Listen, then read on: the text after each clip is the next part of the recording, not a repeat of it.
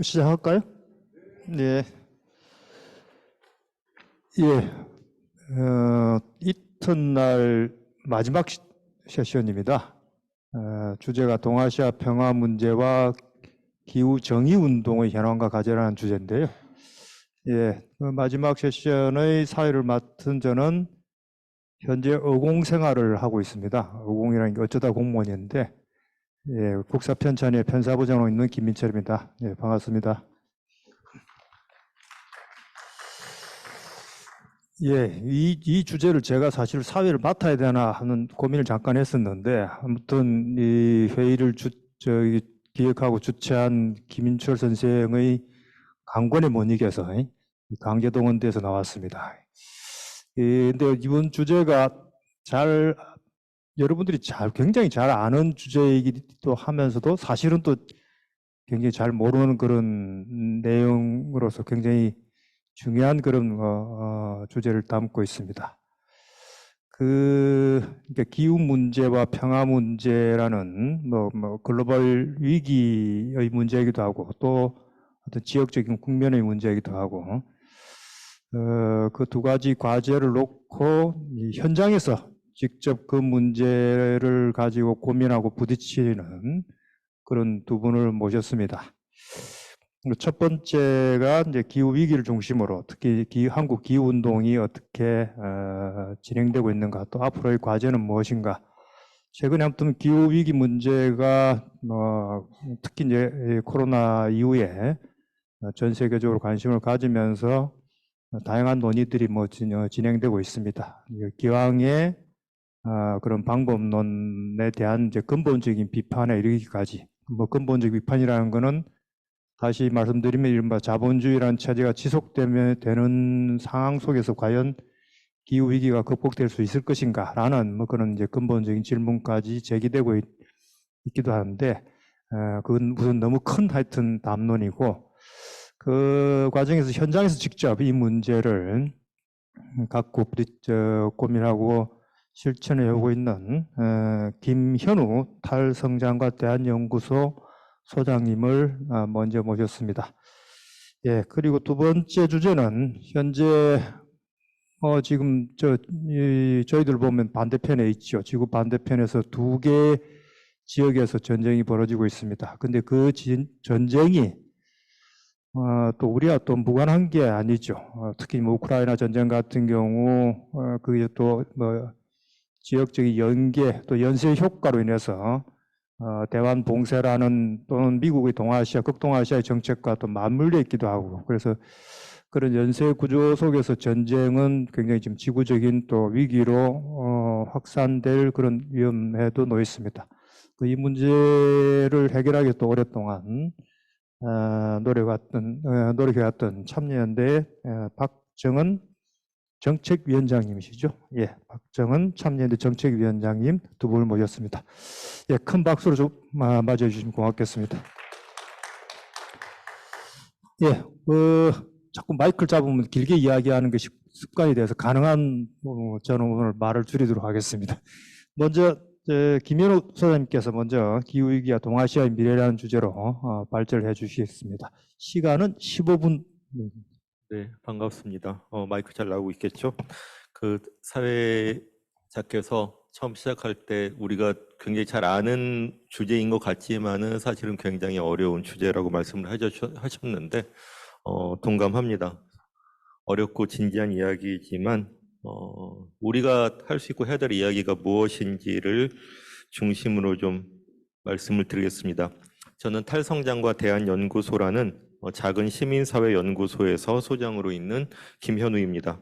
기후위기와 동아시아의 미래에 관한 생각을 한국 기후운동 입장에서 좀 짧게 밝혀보도록 하겠습니다. 네, 지금 그림이 두 개가 있는데요. 그러니까 기후위기는 기본적으로 대기 중 온실가스 농도 증가로 인해서 기후가 급변하고 시스템이 무너지는 상황입니다. 그런데 사실은 이러한 현상이 당장 곧 일어난 것도 아니고 또 탄소만이 문제도 아니고 기후만이 붕괴하고 있는 것도 아닙니다. 지구를 이루는 시스템이 총체적으로 무너지고 있는 상황 중에 하나로 보아야 할 것 같습니다. 오른쪽에 있는 그림은 스톡홀름 보건력 센터에서 만든 그림입니다. 그러니까 지구 행성적 경계선 플래네터리 바운더리즈라는 개념으로 분석을 하고 있습니다. 여기는 지구 시스템을 이루고 있는 9가지 그 경계선의 지표를 보여주고 있습니다. 보시면 이미 빨간불이 들어온 것들이 있습니다. 생물종 다양성 상실이라든지 질소와 인해 과잉 축적 또는 과도한 도시화, 개간 이런 것들은 이미 빨간불과 노란불이고요. 기후변화도 노란불입니다. 이 그림은 이 9가지 지표들이 서로 연결되어 있고 같이 위험해지고 있음을 보여줍니다. 그리고 그래서 기후변화는 그 중에 하나의 현상이기도 하지만 기후변화는 또 다른 모든 것들을 위험하게 하고 불안하게 하고 있다는 것을 보여줍니다. 그런데 이러한 어떤 경고는 벌써 오래전에 나온 것이지요. 1972년, 지금부터 51년 전에 나온 유명한 보고서가 있습니다. 로마 클럽의 성장의 한계라는 보고서입니다. 굉장히 간단한 변수들로 컴퓨터 시뮬레이션을 했습니다. 그랬더니 더 이상 지금과 같은 더 많은 생산, 더 많은 소비, 더 많은 환경오염, 더 많은 인구 증가가 가능하지 않고 2030년을 전후로 큰 위기를 맞게 된다는 전망이 나왔던 것입니다. 그런데 사실 이때 많은 사람들, 특히 정치인과 언론인들은 이 결과를 믿으려 하지 않았습니다. 과학의 발전과 인간의 창의력이 이 모든 위기를 해결할 수 있고 계속 성장할 수 있을 것이라고 생각을 했던 것입니다.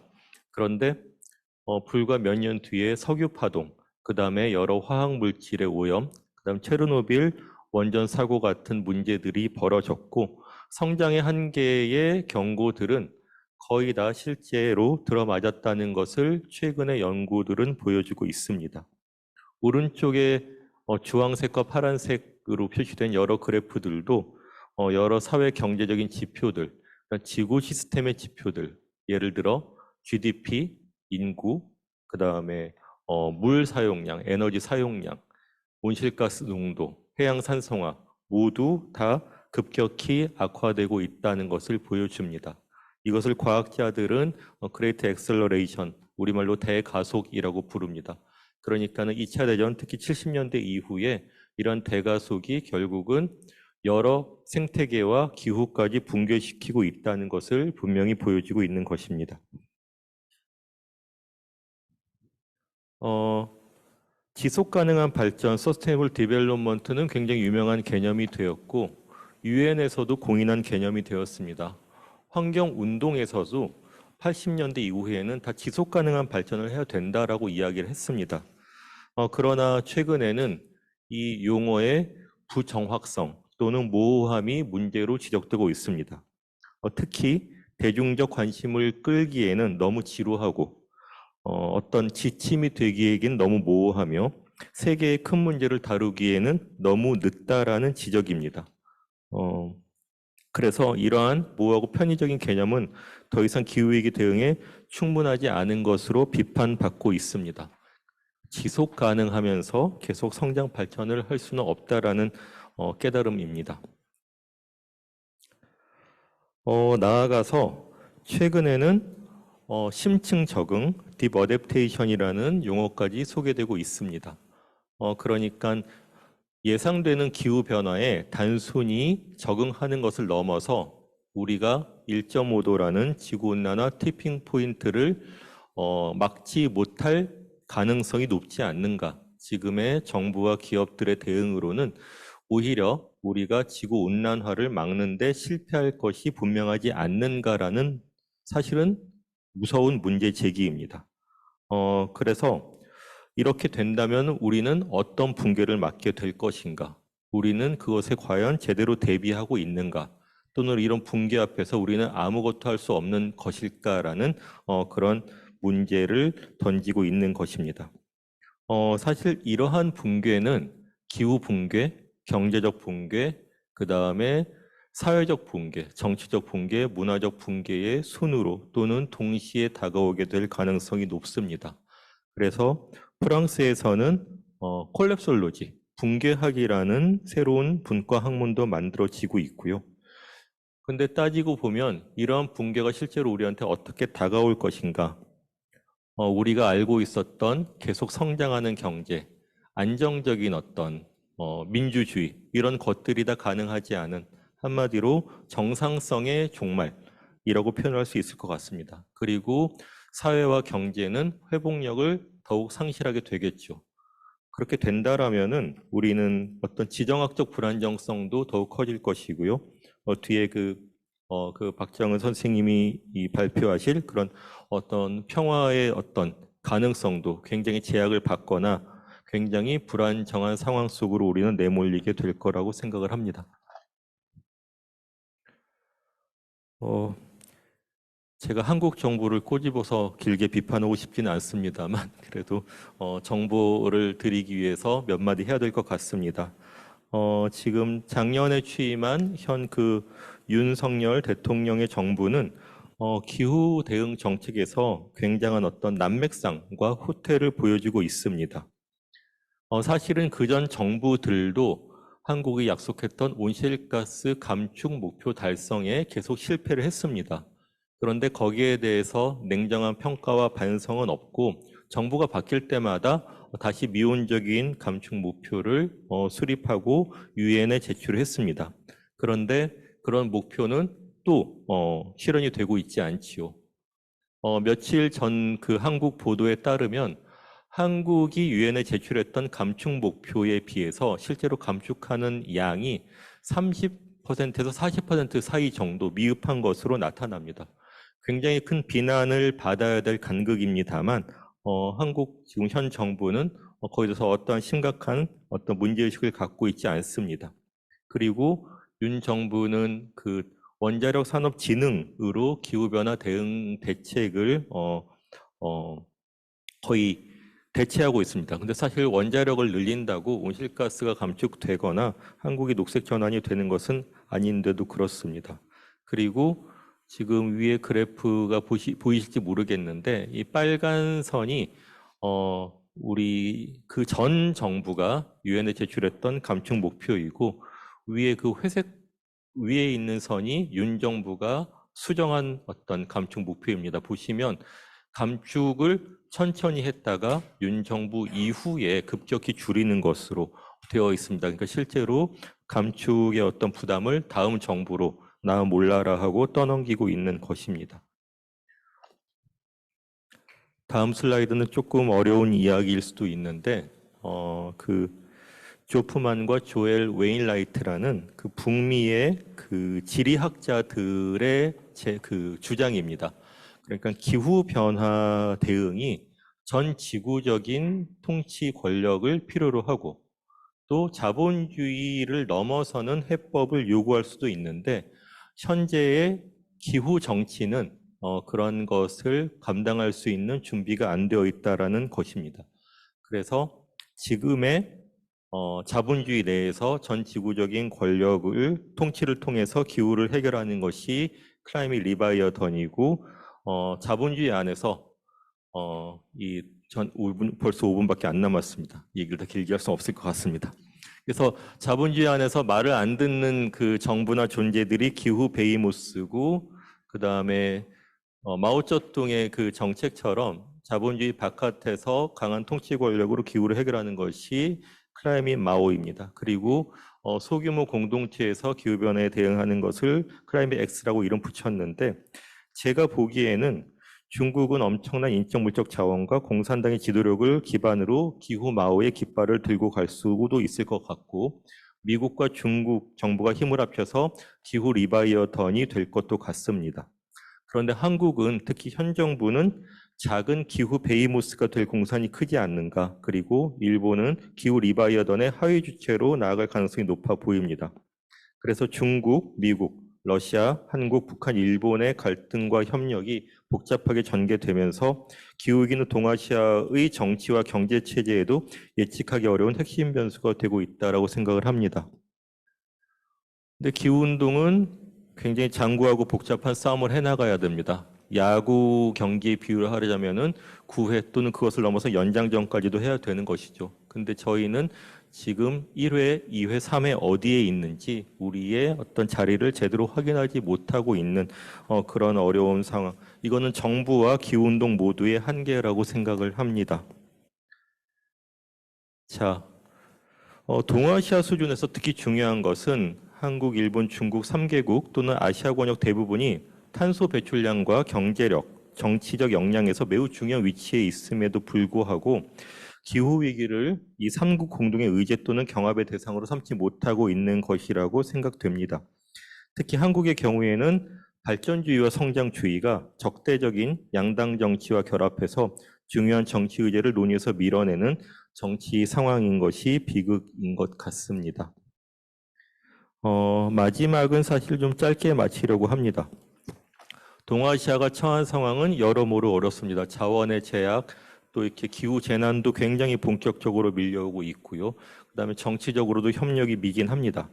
그러나 사회적, 정치적인 인적 역량과 사회운동의 힘도 적지 않다라고 생각을 합니다. 각국이 갖고 있는 어떤 맥락 속에서 만들어 온 어떤 운동들을 서로 배우고 나눌 수가 있습니다. 그래서 3국 또는 동아시아의 시민사회에서도 2050년 탄소 중립 그런 추상적인 목표가 아니라 동아시아의 위기와 기회 요소들을 잇는 인식과 다양한 정치적 기회 그리고 연대가 요구될 것 같습니다. 미진했던 부분이 많다는 것을 확인하는 것이 가장 좋은 출발점이 될 것이라고 생각합니다. 예전에는 80년대, 90년대에는 아시아의 타이거즈라는 용어가 있습니다. 한국을 포함해서 이 신흥 경제들의 가능성을 이야기하는 용어였죠. 근데 지금은 기후 위기 속의 타이거입니다. 이 타이거들이 처한 위기도 있지만 해야 될 역할도 많이 있을 것 같습니다. 감사합니다. 네, 수고하셨습니다. 간단하게 뭐 두 가지 정도 키워드로만 뭐 요약을 할 수 있을 것 같습니다. 하나는 기왕의 SDG라는 대단히 상품성 높은 구호가 굉장히 한계에 부딪혔다라는 지적이 있고요. 두 번째는 대단히 중요한 문제인데 이 기후 위기를 해결하는 방안으로서의 각국의 정치 모델을 제시를 했습니다. 굉장히 유명한 그 표를 말씀을 하셨는데 그 다음에 이제 어떻게 할 거냐 하는 문제는 각국의 그런 운동 세력의 역량 또는 정치 역량 특히 정치인과 언론이 이 문제를 어떻게 다루고 있느냐 하는 부분과 또 맞물려 있는 것 같습니다. 그 부분은 가능하다면 토론 시간에 좀 더 이야기가 진행되었으면 좋겠습니다. 예, 그럼 이어서 박정은 정책위원장님께서 기후위기 또 뭐 같이 들어있네요. 예, 평화를 키워드로 발제해 주시겠습니다. 네. 나오나요? 네. 앞서 김민철 선생님께서 저 지구편 반대쪽까지는 아니지만 두 개의 전쟁이 진행 중이고 거기에 이제 열심히 반대 저항 활동하고 있다라고 말씀하셔서 전혀 그러지 못하고 있고 걱정만 하고 있다. 지금 앞서 김현우 선생님께서는 지금 한국에서의 기후위기 대응에 굉장히 좀 어려운 상황에 있다라는 말씀하셨는데 평화운동에서도 이런 얘기를 합니다. 기후정의 없이 평화 가능하지 않고 평화 없이 기후정의 가능하지 않다. 이건 억지로 꿰맞추는 문제는 아닌 것 같고요. 서로 주고받는 문제가 역력한 영역 중에 하나가 평화 문제인 것 같아서 그 말을 좀 강조될 필요가 있겠다 싶습니다. 제가 오늘 평화와 군사주의 그리고 기후정의를 키워드로 간단하게 말씀을 드리려고 하는데요. 최근에 이제 저 평화운동 진영에서는 이런 얘기를 합니다. 한반도 평화를 추구해왔던 역대의 기조라는 것이 있는데요. 예를 들어서 1991년에 남북 기본 합의서라고 얘기하는데 그 풀네임이 화해와 불가침 그리고 교류협력에 관한 남북 기본 합의입니다. 그러니까 이것이 교류협력, 화해, 불가침 기본 방향이었던 거죠. 역대 정부들이 좀 우선순위는 다를 수는 있었어도 어떻게 보면 한반도 평화에 있어서 기본 방향이었다 이렇게 생각할 수 있는데 이러한 좌표가 흔들리고 있다 이런 얘기 굉장히 많이 합니다. 다들 보셨겠지만 한국에서는 얼마 전에 벌써 9월이네요. 9월 26일 날 서울 도심에서 군사행진이 있었습니다. 매우 생경한 장면이었는데요.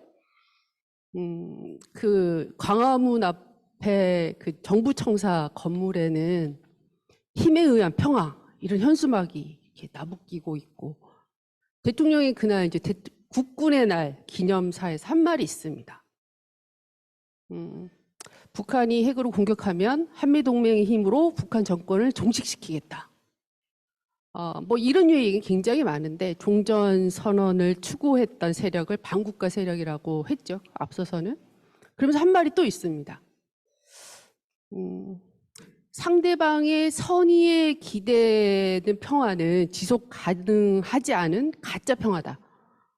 이걸 이제 전임 정부를 비판하려고 한 말이지만 사실 그 맥락을 지우면 맞는 말이거든요. 북한이 했던 말입니다. 너희의 선의를 뭘 믿고 우리 보고 핵을 포기하라고 하냐. 그래서 이 남북 관계뿐만이 아니라 그동안 핵 협상이 안 됐던 이유거든요. 그런데 이제 지금 윤석열 대통령이 얘기하는 것이 이거거든요. 그런 가짜 평화에 기대는 나라는 사라졌다. 그래서 필요한 것은 안보 태세를 갖추는 거고 힘에 의한 평화를 추구해야지 살아남는다. 이걸 그대로 북한에 적용을 하면 사실 답이 없는 거죠. 제가 앞서 여기 복합위기라는 얘기를 했는데 남북 간에 그러니까 최소한 91년 이후에 어떤 교섭도 대화도 없는 가장 긴 기간을 보내고 있다고 합니다. 지금. 그러니까 북한의 핵 무장 능력은 굉장히 고도화돼 있고 나중에 말씀드리려고 했는데 북에서는 지금 작년 경우는 핵 무력 정책법이라는 걸 만들었어요. 미국에 대해서는 전략핵으로 억제하고 남한에 대해서는 전술핵으로 승리하겠다. 쓰겠다는 거죠. 이거 제가 내리는 거였군요. 네, 자동으로 해주시는 줄 알았습니다. 네네네. 어디까지 얘기했죠? 핵 무력 정책법을 만들어서 그러니까 핵 무기 사용에 대한 공식적인 언급을 한 거죠. 그리고 얼마 전에는 9월일 겁니다. 몇 달 전에는 핵무기 이 발전에 관해서 헌법에 명기하겠다라고 했습니다. 그러니까 북한의 핵무기는 과거에는 핵개발 의혹을 둘러싼 논란이었다 그러면 지금은 실질에 관한 얘기가 됐기 때문에 비핵화 협상은 굉장히 더 어려워졌다. 기존의 방식으로는 가능하지 않을 거다. 그러니까 지금 남북 관계가 그렇고요. 핵 없는 한반도는 더 멀어졌고요. 정부는 이제 군사태세, 힘에 의한 평화를 추구하고 있습니다. 근데 기후위기 얘기를 많이 하는데 지금 군비경쟁 얘기는 새삼스럽지가 않죠. 근데 보통은 기후위기와 군비경쟁이 무슨 사이가 있냐라고 얘기를 하지만 일각의 평가는 그런 게 있습니다. 가장 많은 온실가스를 배출하는 최소 단위 집단으로 보면은 미국 국방부다 이런 얘기를 합니다.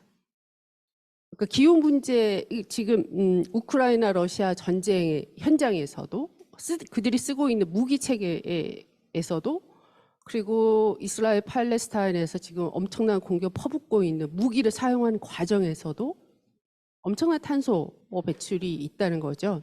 인명살상의 문제뿐만이 아니라 실질적인 기후 위기를 가중시키는 것이 사실 전쟁이고 분쟁이고 군비 경쟁이다. 이제 군비 경쟁은 여러 가지 측면의 문제가 있을 텐데 지금 시프리라고 스톡홀름 국제평화연구소가 매년 내는 영감에서는 냉전 종식 이래로 지금 최근 몇 년 사이 계속 전 세계 군비가 최고치를 경신하고 있습니다. 그리고 가장 많이 포션이 늘어나는 데가 아시아 지역이기도 하고요. 이것은 많은 기후위기 대응에 대한 기회비용 대신에 이제 무기 체계를 도입하는 것일 텐데 거기에 비해서 기후 위기는 상대적으로 매우 소홀하게 다뤄지고 있다는 문제도 있을 겁니다. 기후 문제도 하나의 중요한 사회 변화이지만 또 하나는 디지털일 텐데요. 이 문제는 좀 더 본격적으로 고민할 필요도 있을 것 같습니다. 지금 우크라이나 러시아 전장에서도 이스라엘 팔레스타인 전장에서도 드론이라는 것이 계속 쓰이고 있죠.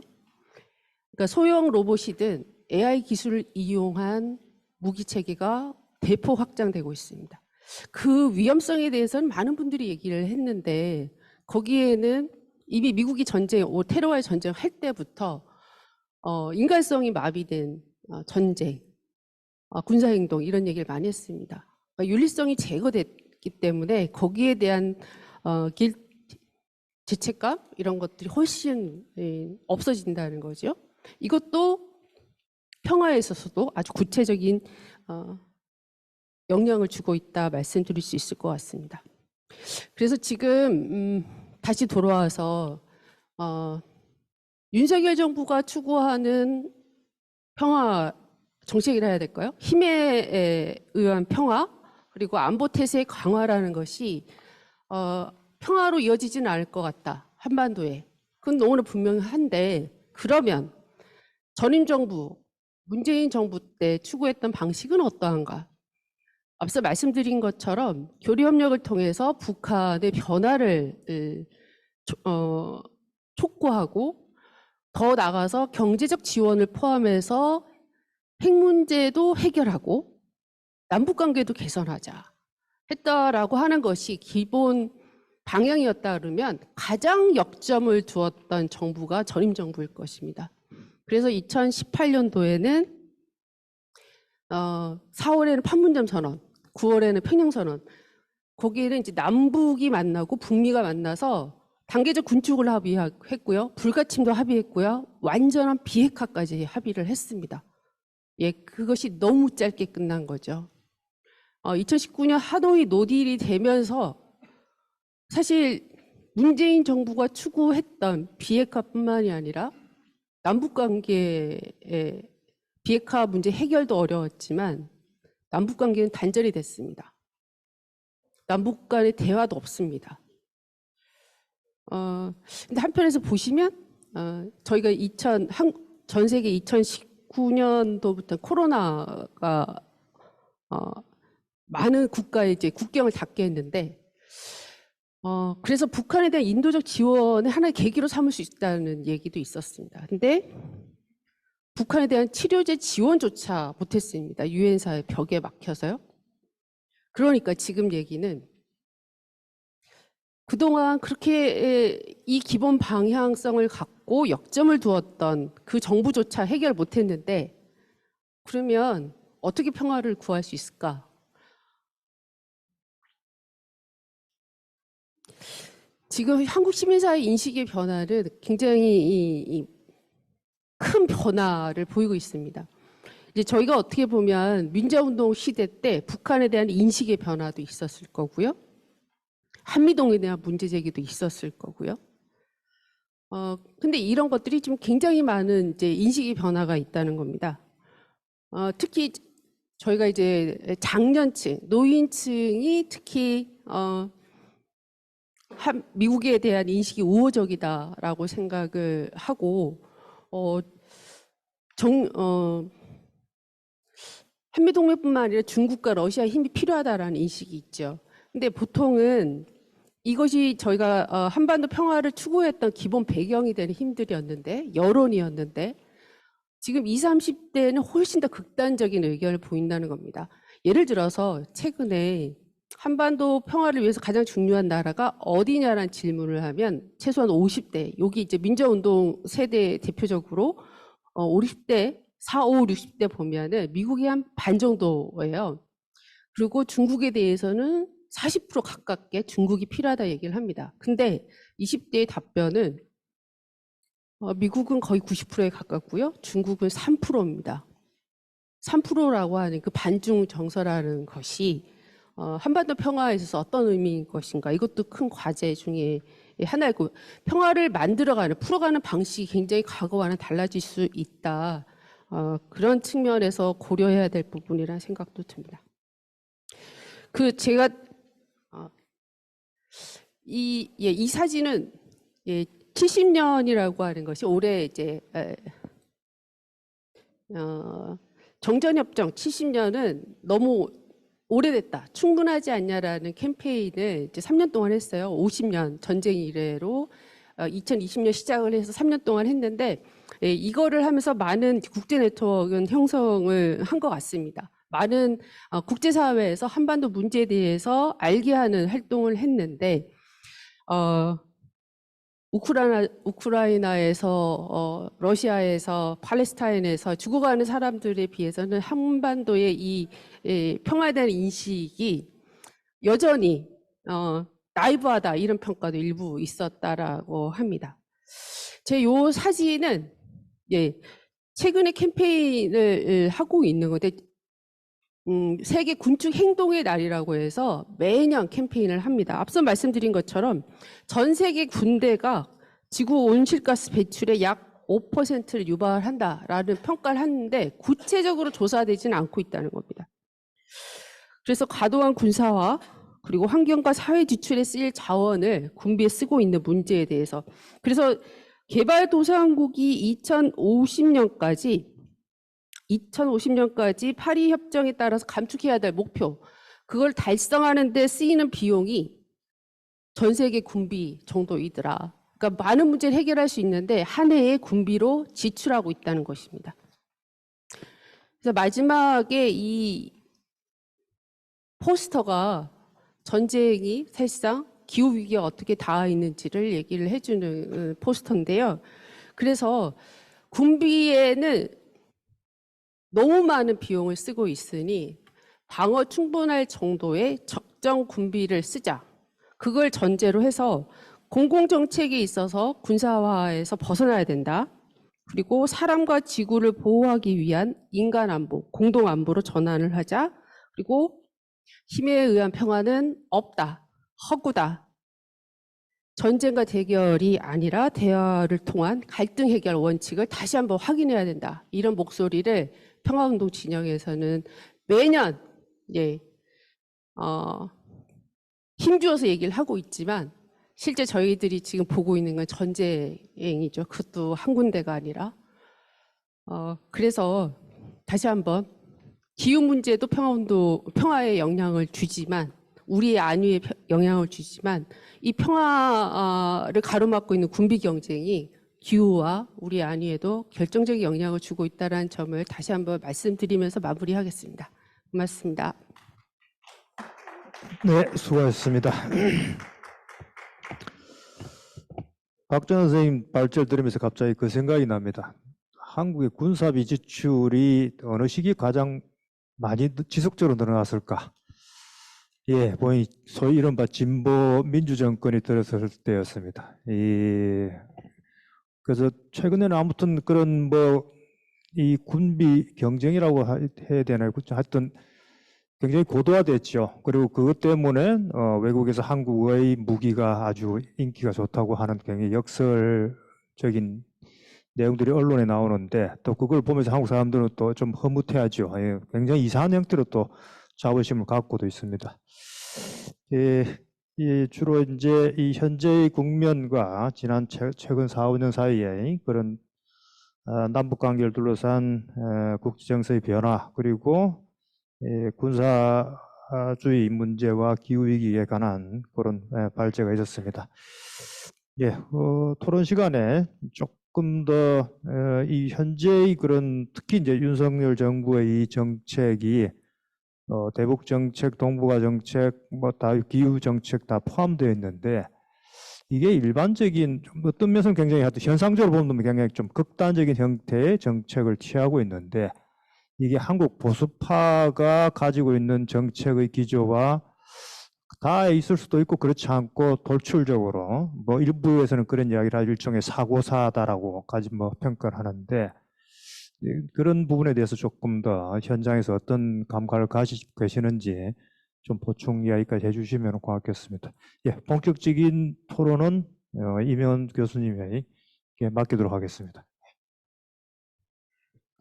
예, 소개받은 이명원이라고 합니다. 그 김현우 소장님하고 이제 박정은 정책위원장님의 이제 발표를 들었는데 두 개의 주제가 굉장히 거시적인 주제여서 토론을 어떻게 해야 될까 이제 고민이 좀 되긴 합니다. 그리고 발표하신 내용들을 들어보니까 대체적으로 두 분의 이제 결론은 좀 비관 쪽에 좀 가까운 게 아닌가 뭐 이런 생각이 들어서 고민스럽기도 한데요. 또 그렇다고 해서 뭐 비관으로 이렇게 점철될 필요는 꼭 없는 것이다 라고 하는 또 말씀도 좀 드리고 싶습니다. 왜냐하면은 어쨌든 뭐 정치 경제 시스템이 일국적 수준에서든 아니면 글로벌한 수준에서든 어쨌든 시민적 차원에서 출발하는 그 민주주의 힘이라고 하는 게 또 한편에서 보면은 이 대전환의 시대라고 하잖아요. 이 대전환의 시대에 있어서 어떤 능동적 개입을 또 가능케 하는 지점도 좀 명백하게 좀 있는 게 아닌가 싶다는 생각이 듭니다. 저 먼저 이제 김현우 소장님 발표한 내용에 대해서 좀 생각을 해보도록 하겠습니다. 사실 뭐 기후 위기라고 하는 것은 앞서서 이제 말씀하셨듯이 1972년에 로마클럽 보고서에서 이미 이제 예견된 바가 있죠. 2030년에서 2050년 사이에 제로 성장이 이제 더 이상 불가능한 시대가 온다 해서 뭐 유엔 차원에서도 뭐 최근에 2015년부터 2030년까지 지속 가능 발전 목표 SDGs 목표를 뭐 17가지를 정해서 국가별로 실천을 해야 된다. 뭐 이런 주장이 나오고 있습니다. 일단 뭐 기후 위기라고 하는 상황에 대해서는 뭐 그 한 나라 차원이든 아니면 지구적 차원이든 좀 모두가 그 동의하고 있는 게 아닌가 싶고요. 또 기후 위기와 관련된 문제 의식에 있어서도 대중적으로 인식이 상당 부분 좀 심화된 측면들도 있다고 생각이 됩니다. 특히 이제 대학에서 뭐 20대 젊은 대학생들 관련해서 제가 이제 프로젝트를 진행하는 과정 속에서 보면은 항상 그 기후 위기에 이제 대응하는 어떤 시민적 차원에서의 뭐 방법과 실천에 대해서 반복적으로 이제 고민을 하고 있거든요. 또 한편에서 보면은 우리가 그 이 민주주의라고 하는 이 정치 시스템을 분명히 이제 활용할 수 있는 가능성도 좀 적극적으로 좀 활용을 해야 된다고 생각이 됩니다.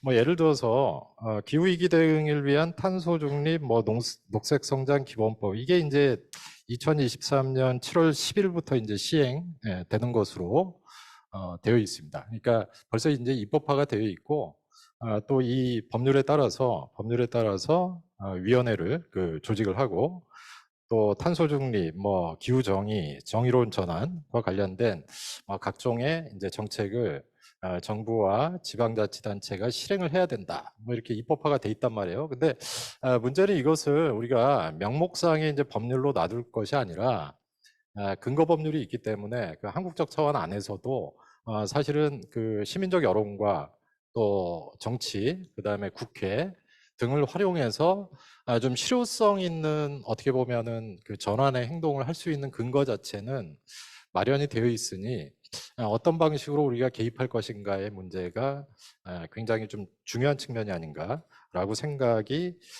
됩니다.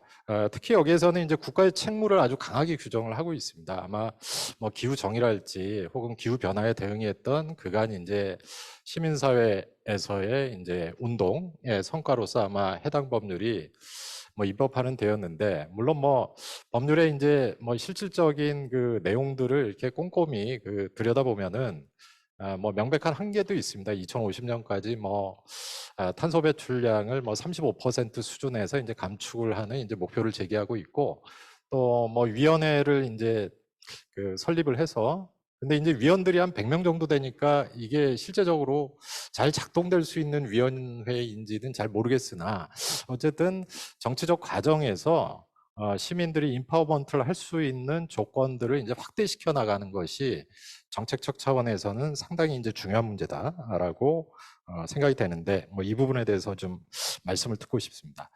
그다음에 이제 동아시아 안보나 이제 평화 문제 같은 경우를 생각을 해보면은 이거는 이제 좀 더 이제 거시적인 문제인 것 같아요. 그래서 뭐 일본의 이제 그 비평가이자 사상가죠 가라타니 고진 같은 경우가 뭐 세계사의 구조라고 하는 책에서 현 시대를 어떻게 규정을 하고 있냐면은 뭐 일종의 이제 제국주의 단계와 이제 유사하다 뭐 이렇게 설명을 하고 있습니다.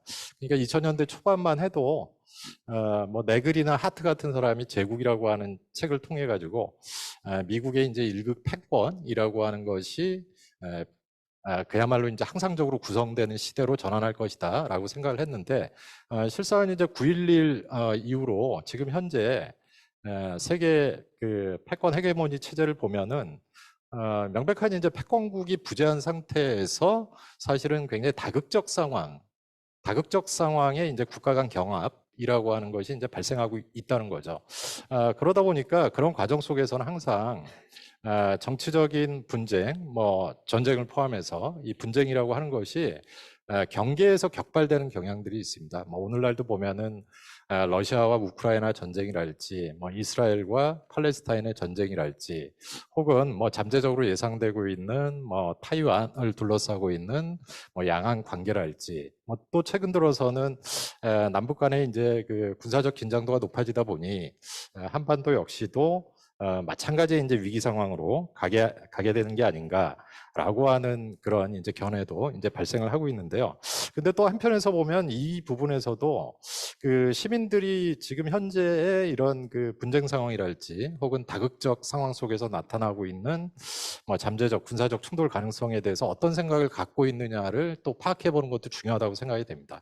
뭐 이를테면은 그 한반도 남북 문제를 생각을 해보면은 아까 이제 그 소장님께서 이제 그 정책위원장님께서 이제 말씀하실 때는 기성세대하고 이제 20대 세대가 뭐 이를테면은 미국이라든가 뭐 중국에 대해서 가지고 있는 어떤 정치적 입장이나 태도가 매우 판이하다라고 하는 차원에서 상당히 이제 우려스럽게 이제 접근하시는 측면들도 있는데 또 한편에서 보면은 우려스러운 것처럼 보이지만은 반드시 또 그런 건 아니다라고 하는 인식을 밝혀내는 부분도 있는 것 같아요. 뭐 이를테면은 40대 이상의 이제 뭐 보수든 아니면 진보든 대체적으로 한반도 문제를 바라보는 데 있어서 이 통일에 대한 지향성이 상당히 높았습니다.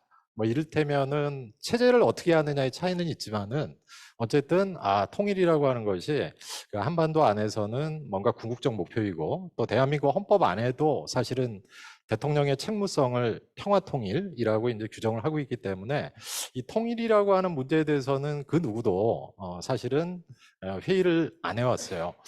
근데 최근에 이제 여론 동향들, 뭐 각종 언론이나 뭐 센서스들을 보면은 젊은 세대로 갈수록 사실은 뭐 통일보다도 현상 유지에 대한 여론이 굉장히 큽니다. 그러니까 지금 현재 남북한이 분단 상황이긴 한데 이 분단 상황에서 뭐 특정한 체제로서의 통일 또 그런 과정 속에서 나타나는 군사적 충돌을 포함해서 이 리스크를 감당하기보다는 차라리 지금 현재의 어떤 그 남과 북이 이렇게 분립되어 있는데 현상 유지 상황 속에서 뭐 평화랄지 혹은 번영이랄지라고 하는 가치를 오히려 실용적으로 이렇게 존중해 가는 게 낫지 않느냐 뭐 이런 주장이죠.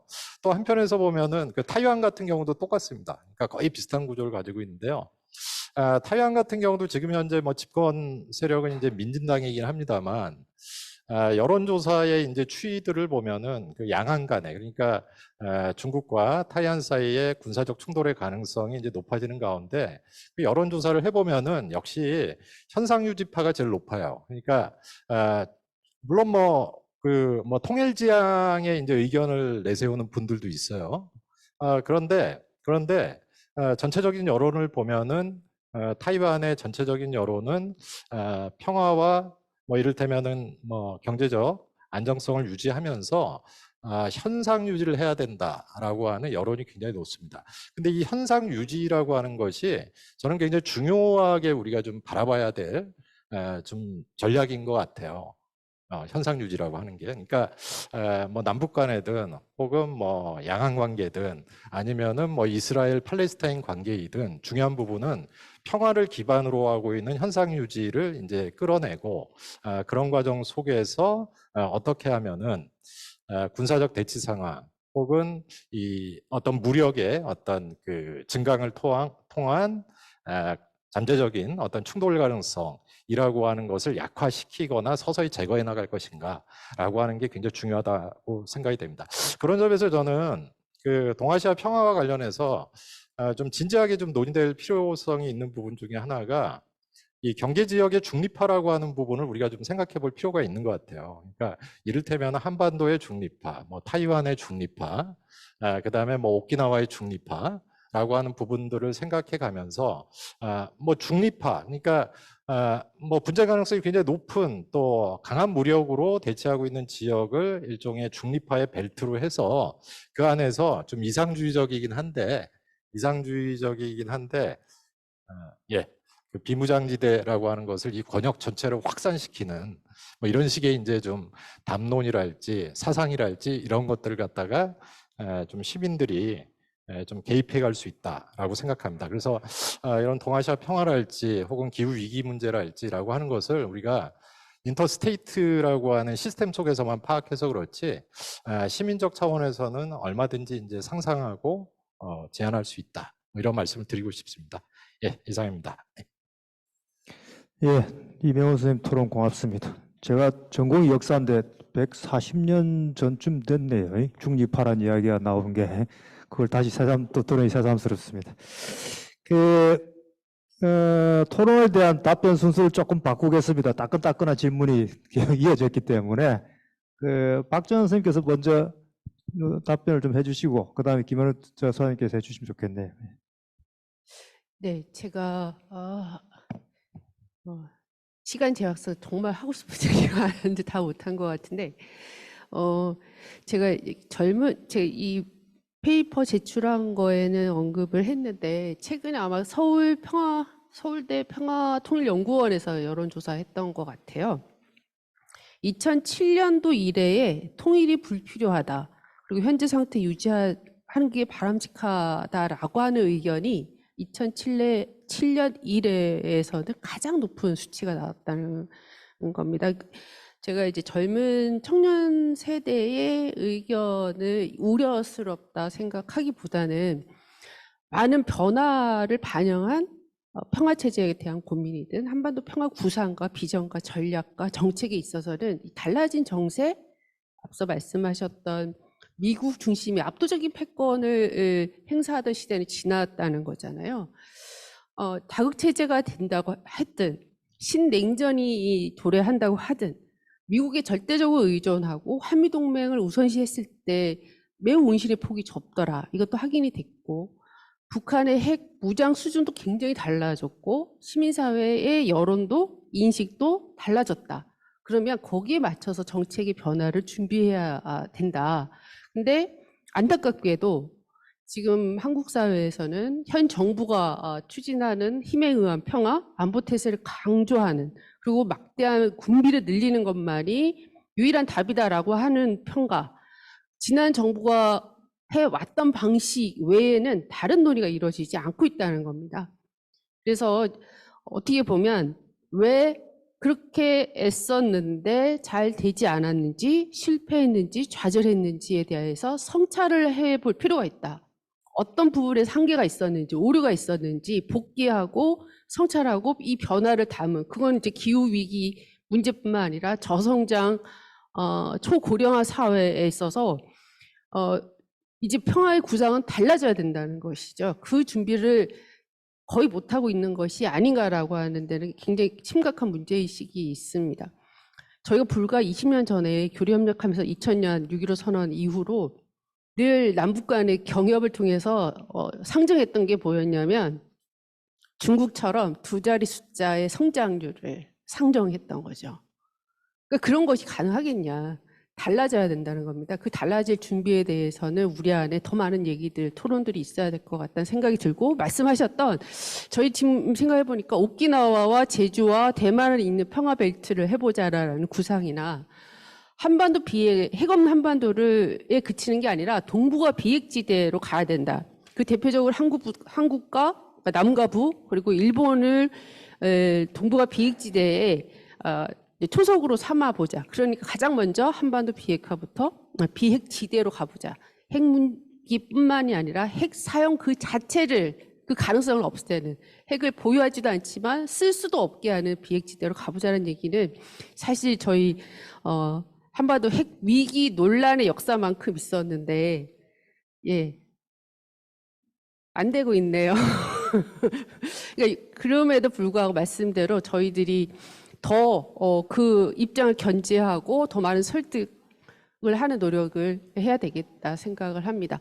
가장 위기일 때 예, 그런 논의는 더 필요한 게 아닌가 생각합니다. 그 이명호 선생님이 저한테 질문하면서 하신 말씀은 아닌데 현상 유지라는 게 굉장히 저는 중요하게 들렸어요. 근데 저희가 확실한 더 나은 어떤 변화의 전망이 없는 다음에 현상 유지를 해야 되고, 또 현상 유지로부터 얻을 수 있는 게 굉장히 많이 있습니다. 보수주의자가 아니더라도. 그런데 이 기후 문제는 기후를 현상 유지하기 위해서 역설적으로 굉장히 큰 변화가 필요한 거죠. 에너지 전환, 정치의 변화, 경제 변화가 필요한 건데, 지금의 대부분의 나라들이나 경제들은 그냥 비즈니스 에지 유주얼이라는 의미에서 계속 하던 대로만 하려는 것이고, 지금은 우리의 어떤 조건을, 안전한 조건을 그래도 지켜주는 현상 유지를 하기 위한 거는 안 하고 있고, 근데 안 하거나 못하게 만드는 것이 우리의 정치와 제도의 문제이기도 합니다. 그래서 좀 전에 예컨대 탄소중립위원회 같은 어느 정도의 성과물일 수 있는 것을 적극 활용하자는 그런 가능성을 제안해 주셨는데, 그 취지는 충분히 수긍을 합니다. 근데 일단 탄소중립 녹색성장 기본법이라는 법 자체가 녹색성장이라는 어떤 이 꼬리표 지반을 벗지를 못했던 것이어서 정말 기후 위기를 해결할 수 있는 프레임이 못 된다는 그런 결함이 있고요. 그 다음에 탄소중립위원회 구성도 그렇습니다만, 저는 좀 단순하게 다른 질문을 해보자면, 그럼 지금 국회는 기후 위기를 제대로 논의하거나 해결할 수 있는 구조인가? 라고 묻고 싶어요. 그거조차 전혀 아니거든요. 최근에 어떤 입법이나 어떤 국회가 했던 양당이죠. 두 양당이 했던 행정적 조치를 생각하면 기후 위기를 더 악화시키거나 정말 무책임하기 짝이 없는 것들입니다. 그래서 저는 탄소중립위원회를 잘 활용하자라는 논의 정도가 아니라 지금의 지금의 국회를 완전히 폐쇄하고 재구성하는 정도의 논의가 필요한 것이 아닌가. 실제로 프랑스나 영국 같으면은 의회 바깥에서 기후 시민의회, 시티즌 어셈블리가 실제로 법적으로 또는 이 법과는 좀 다른 방식으로 구성이 되어서 상당히 다른 어떤 조망과 정책 제안들을 도출하기도 했고, 기존의 정말 비즈니스 애주얼 정치로는 안 되는구나, 조치로는 안 되는구나라는 것을 드러내는 것부터 굉장히 의미가 있다고 생각을 합니다. 기후 위기는 이 화석 자본주의의 거대한 관성이 가져온 큰 톱니바퀴입니다. 그런 큰 톱니바퀴 관성을 바꾸려면은 반대의 관성을 축적을 해 나가야 되는 것이기 때문에 지금의 제도를 잘 활용하자는, 그러니까 이상주의적인 이야기와는 곤란하겠지만 더 큰 톱니바퀴를 준비하는 이야기도 좀 병행되어야 되지 않을까라고 생각을 합니다. 예, 마지막 답변은 굉장히 좀 논쟁적일 수 있겠습니다. 현실에서의 전략과 전술을 어떻게 만들 것인가, 소위 입법이라는 굉장히 한계가 있는 것이긴 하지만 그것을 수단으로 해서 논의를 확장시켜 나가자고 이야기할 수도 있고, 그거 가지고는 더 답이 아니니까 성장과 자본주의와 위기는 서로 같이 공존할 수 없기 때문에 근본적인 대답이 필요하다, 질문이 필요하다, 뭐 이런 구조인데, 이게 뭐 대립된 것보다는 상호 보완적일 수 있을 것 같습니다. 사실은 그런 걸 통해서 문제를 좀 확장시키고 그래야 되는데, 저는 이제 현실적으로 그런 질문은 좀 생각이 듭니다. 한국의 정치인들이 기후위기 이야기해봐야 표하고 전혀 도움이 안 되는데, 더구나 저성장 내지는 성장하지 말고 위기 극복하자 그러면 아마 그거 가지고 정치적인 선언을 하고 그걸 가지고 표를 얻을 수 있는 국회의원 정치인들이 과연 또 실제로 그게 가능할까? 현재 같은 언론이나 저런 지형에서 그런 사실 또 굉장히 현실적인 고민도 좀 들긴 합니다. 그 문제를 돌파할 수 있으면 좋은데 현재의 구조가 그렇다는 말씀을 좀 드릴 수 있을 것 같고요. 혹시 굉장히 큰 문제니까 지금까지 자리를 지켜주신 분들 중에서 질문이나 아니면 발제자나 토론자에게 하실 말씀들이 있으신 분 있나요? 저보고 빨리 끝내라는 그런 눈치인 것 같습니다. 예. 시간은 어떻게 지금 아직 2분 남았습니다. 이 주제를 제안했던 김윤철 선생께서 위가 왜 있어요? 아까 질문한 것 중에서 답변이 빠져 있는데 현재의 그 윤석열 정부의 그 대외 정책이나 이런 것들이 하여튼 극단적인데 이게 기존의 보수적인 정책과 보수파들의 정책과 어떤 좀 상관성이 있을까? 그냥 말로 그냥 도출적으로 나온 것인지 아니면은 어떻게 평가를 하고 있는지 좀 듣고 싶네요. 윤석열 대통령의 이 언행이라 해야 될까? 이거에서 잘 해석하는 분이 있는지 모르겠는데 언프리딕터블인 것 같다는 생각이 드는데 지금 아마 작년 8월에 비핵 개방 그 대북 제안을 한 게 있습니다. 담대한 구상이라는 거를 발표한 게 있어요. 그거는 2008년도에 이명박 정부 때 아마 김태호 차장이 그때 있었죠. 예, 비핵 개방 3천의 다른 버전입니다. 그러니까 북한이 먼저 핵을 포기하면 엄청난 경제적 지원 등등으로 비핵화 평화체제 가자라는 구상인데요. 앞서 말씀드린 것처럼 선의에 기댄 평화를 얘기하는 거죠. 어떻게 보면 게으르기까지 한 답 없는 제안이죠. 지금 참고로 한국의 연 국방비가 60조 원에 가깝습니다. 57조 원을 넘어섰는데요. 그래서 매년 시프리에서 발표하는 군비의 규모를 보더라도 한국은 정말 엄청난 군사주의 국가예요. 그러니까 시스템에서 녹아 있는 것뿐만 아니라 군비에 대한 의존, 정서적 의존, 이게 굉장히 큰 나라입니다. 무기 수입이 몇인지 혹시 아시는 분 계신가요? 6위입니다. 근데 수입만 하는 게 아니고요. 파는 나라이기도 해요. 몇인지 혹시 아세요? 이것도 탑10에 들어갑니다. 무기 수출 국가 9위예요. 굉장히 무기를 많이 파는 나라입니다. 지금 방산 외교한다고 지금 아랍에미리트부터 중동이 가잖아요, 늘. 근데 우리나라는 그 무기가 지금 이스라엘, 하마스 간의 분쟁이든 아랍 내의 그 국내 민주화 운동이든 여러 안보를 위한 혹은 치안을 위한 용도로 쓰인다라는 거를 모르지 않는데 다 팔고 있어요. 그리고 한국 사람들이 환호합니다. 무기 많이 팔았다고. 그래서 앞서 말씀드렸던 평화의 벨트를 만들어 보자라든가 군비를 더 줄이고 복지와 기후를 위해서 써보자라든가 이런 얘기가 한국 사회는 아직 굉장히 낮은 목소리다. 그걸 더 키워가야 되는 것이 또 저희 운동 진영의 몫이겠다. 부단히 그래도 할 수밖에 없겠다. 비관적이다라고 얘기하셔갖고 비관을 극복해야겠다. 네, 고맙습니다. 예.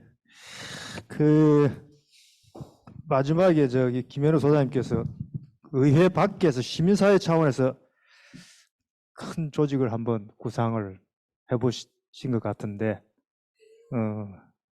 실제 그걸 구체적인 프로젝트를 진행시키는 그런 계획들을 가지고 계신가요? 아니, 큰 구상이라기보다는 다른 나라들에서는 기존의 의회가 있음에도 불구하고 그 의회가 예산하고 정책을 다 할 수 없고 그럴 필요가 없다라는 거죠. 기후 비상 사태에서는. 그래서 시민의회라는 게 실제로 구성이 돼서 역할을 하고 있다라는 것이고, 근데 우리나라는 너무 대통령실하고 국회에 모든 것을 기대를 걸고 있다라는 겁니다. 근데 바깥에서의 다른 어떤 목소리와 어떤 동학들이 있을 때에 대통령실하고 국회와 정부 부처도 본연의 역할을 그래도 좀 할 수 있지 않을까, 그런 관성을 바꾸는 그 제안 중에 일부일 것 같은데, 제 생각에는 앞에 김일성 선생님 포함해서 정치학자들이 너무 지금의 구도 속에서만 답을 찾으려고 하다 보니까 좀 이렇게 스스로의 어떤 상상력을 제한하고 있지 않은가라는 생각에서 드린 말씀입니다. 예, 마지막 멘트가 인상적입니다. 예, 주어진 질서 바깥에서 답을 찾아보자고 하셨네요. 아마 이 회의의 중요한 목적 중에 하나가 그렇게 될 수도 있을 것 같습니다. 예, 이상으로 이튿날 세 번째 대단히 큰 주제이면서 대단히 답 없는 또 주제이기도 한 내용을 다 마치도록 하겠습니다. 그동안 아침부터 종일 자리를 지켜주신 분들한테 감사 인사드리고 또 오늘 발제와 토론 맡아주신 세 분께도 감사 인사를 드리면서 토론을 마치도록 하겠습니다. 수고하셨습니다.